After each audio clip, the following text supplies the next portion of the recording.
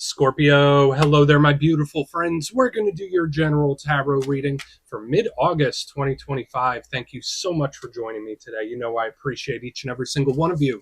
So let's get right down to business, as always, and start you off with an oracle card here, just so we can dip our toes in the energy and see what's happening for the lovely Scorpio collective. I hope you're all doing fabulous and fantastic, my friends. Let's get it going here. My guide, spirit team, talk to me. What do you got for us? What do you have for Scorpio gang in mid-August? Beautiful time of year. What energies, messages, insights can we take a little peek at? And yeah, we're just going to take a real quick look at this first card. Then we'll get into the full reading itself. At the very end, I'll pull you a bonus card from the Shadowland Tarot, just to see what might be in the shadows or what shadow work you can lean into, which is always interesting. But let's get it going here. Let's rock and see what we got for Scorpio gang in mid-August. What's the vibe? What is the energy? We're going to see if we have a big shift from the past few weeks, as the readings have been intriguing, to say the least, and we'll talk about that in a minute. But the deck is being very specific for you this week. There we go. I'll take it. Okay, so this seems to be very optimistic to me. So the card that you pull this week is Changed in the Night. I like this. I just love how it looks. And it's funny how I was just talking about the energy shifting, and now we have this card literally. It's giving me other feelings too. Like, it does feel a little more optimistic than I'm usually used to tapping into here. But before we fully dive into that, if you're new here, I'll be speaking about the August subscriber surprise towards the end, so you might want to check that out. And also, if you could kindly illuminate that like button by tapping it right on its third eye, I'd greatly appreciate it. But enough of the promo, back into the reading. Let's talk more in depth about this card. So yeah, I always mention that with this deck in particular, and with all oracle cards, I like to go more intuitive. And we see Alice, she's chilling. I love the color in the background. It's really just a beautiful card, and the way it's making me feel is happy, to be honest with you. Now, usually with our Scorpio readings, we see a little mixture of various things, right? Scorpio is one of those intense signs where you see the good, you see the bad, you see the in between. This is leaning heavily optimistic for me, for one reason or another. Now, with Changed in the Night, there could be things that are twisting, flipping real quick. So whether it's your feelings about things, whether it's situations, whether it's other people's behaviors, there could be various things that, it seems like overnight, it's like, oh, am I in a different timeline? What? It's like giving me that kind of vibe, but it doesn't feel bad to me. It actually feels good and optimistic. So aside from that changing energy, there could just be a shift in the general energy around Scorpio to begin with, where it's like, you know what, things are looking up, things are looking good. I feel like I'm looking on the bright side here, which I think is a good way to start a reading. So we're just going to let her chill over there. Let's get into tarot. And yeah, I always say that first card doesn't make or break the reading. It's just a little footnote. So let's get you 3 tarot cards in the upright, and we'll get into that intuitive juiciness. Let's shuffle it up one time here for Scorpio gang. What do we got? And while we get this deck shuffled up and ready to go, let's talk about last week's reading, my friends. It was a doozy. The reading was titled Beware of This Person, and I was seeing some funky stuff in the energy.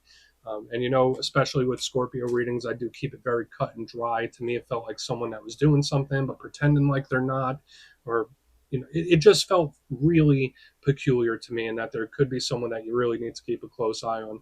So if you didn't see it, maybe you might want to check it out. But we're going to see what shows up this week.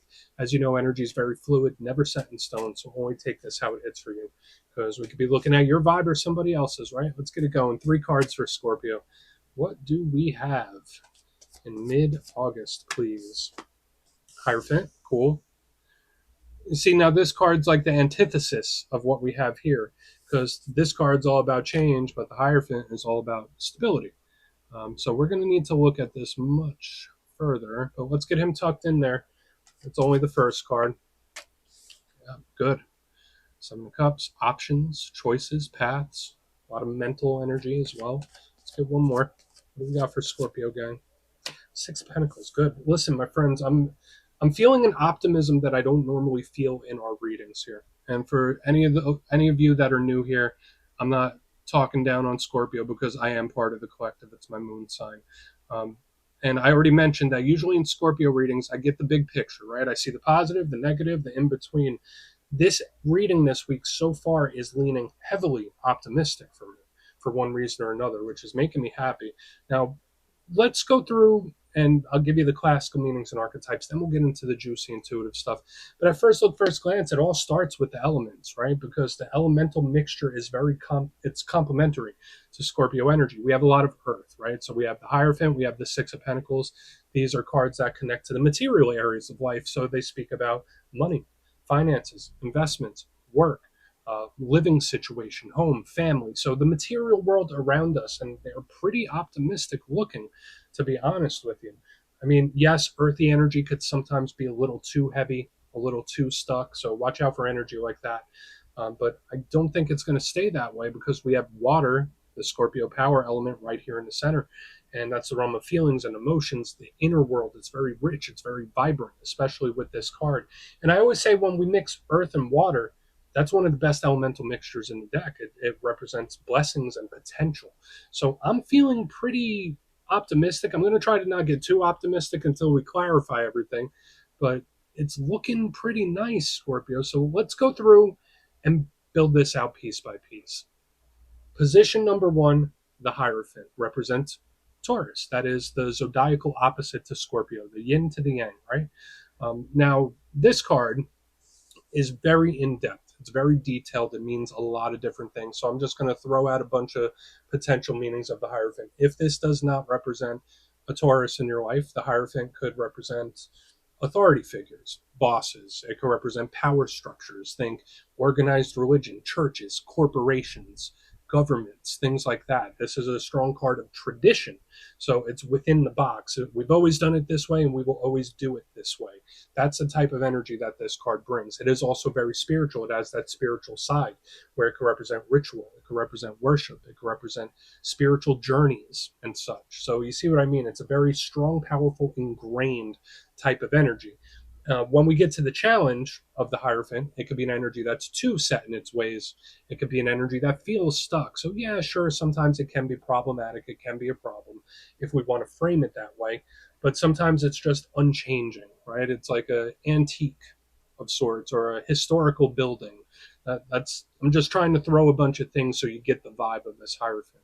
So we'll take a look at it. Now, I do feel like the water element right next to it could be loosening it up.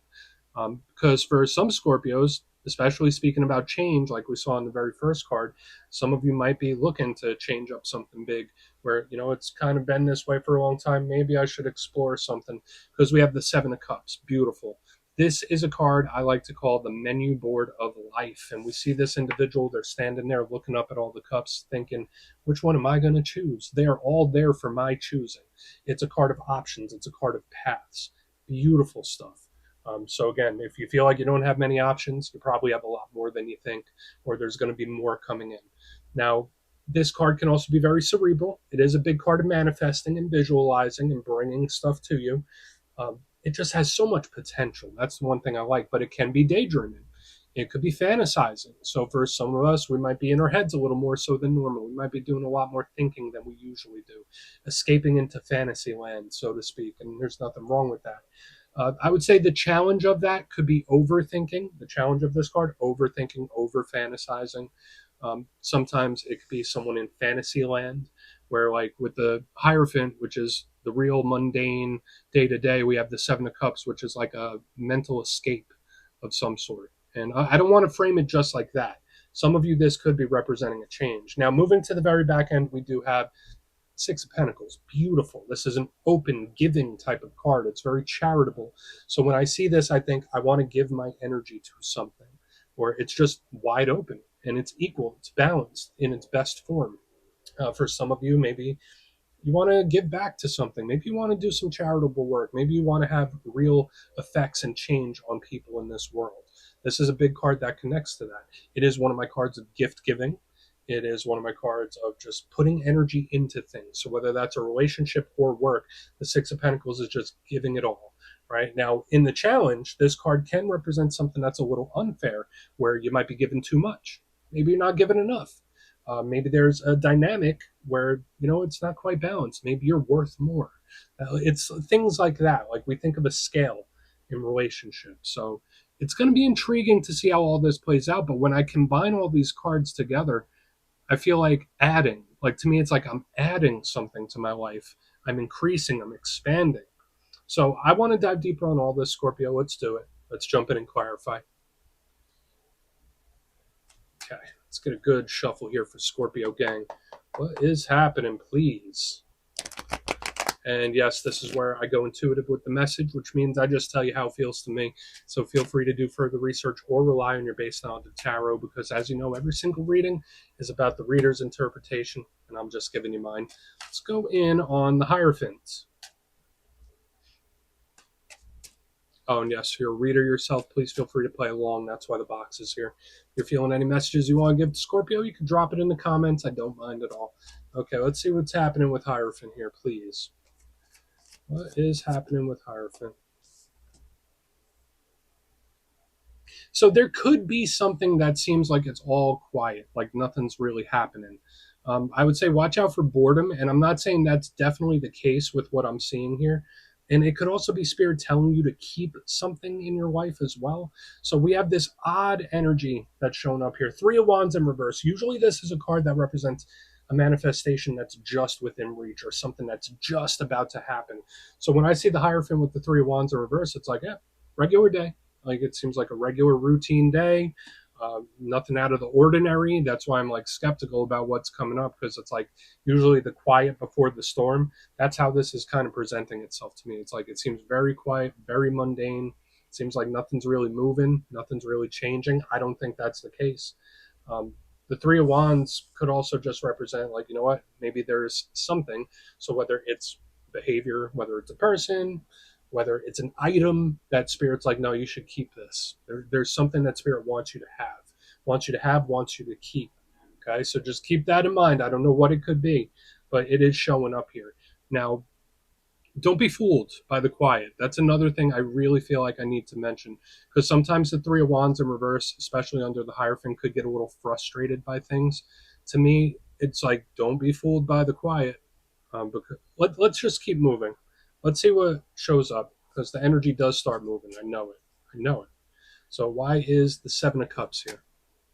Let's get to the menu board of life. So why is the Seven of Cups in the mix for Scorpio gang?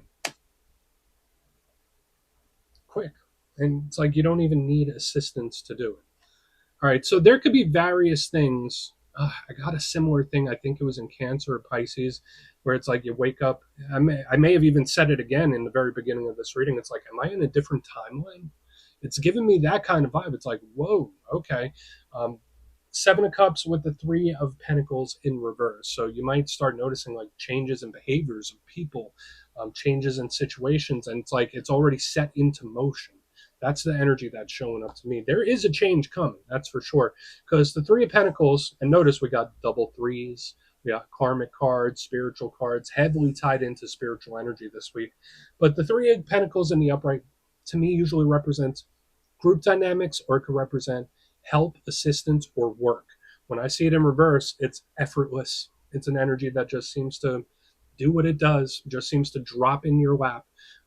So I think for some of you, to me, it does have that change in the night type of energy, like we saw in the beginning, where it's like, oh, okay, it went from super super quiet to things starting to shift. So again, watch out for changes in situations, feelings, people. There could be various things that really start to shift quickly, and it's kind of out of the blue. So it could be surprising or unexpected change. I could definitely see that. For some of you, if you're looking for a change of work or business too, this is highly supportive of it. Okay, so just a little side note, side message, aside from the overall change. If you have any issues with work, or you're looking for work or expanding business, very supportive energy for you to do that. There's a lot out there for you. Let's keep moving. Let's see what the Six of Pentacles has. Then we'll do a quick recap before we get into the shadow. So what is happening for Scorpio here? Please. Thank you. Okay.